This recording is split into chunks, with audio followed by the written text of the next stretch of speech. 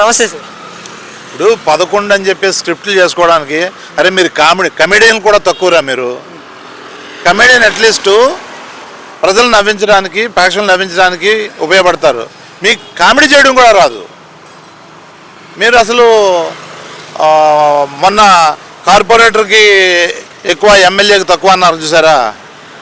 నేనైతే మిమ్మల్ని స్టేజ్ ఆర్టిస్ట్కి కూడా సరిపోను. మీరు ఎమ్మెల్యేగా ఎలా అయిపోయారో తెలీదు. ముగ్గురు కలిపి ఆ బటన్లతో మాయమో తెలియట్లేదు. ఇప్పుడు కూడా మన కోర్టులో పెండింగ్ ఉన్నాయి. బటన్ల మాయం వల్ల, ఈవీప్యాడ్ల వల్ల మీరు నెగ్గారేమో కానీ అదర్వైజ్ మీరు నెగ్గే మొహాలరా మీకు. లేదంటే ఒక ముఖ్యమంత్రిని మీరు అవమానిస్తారా?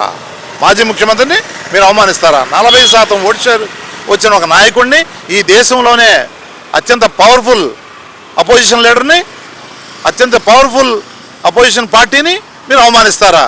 మీరేంటి, మీ తాహతేంద్ర?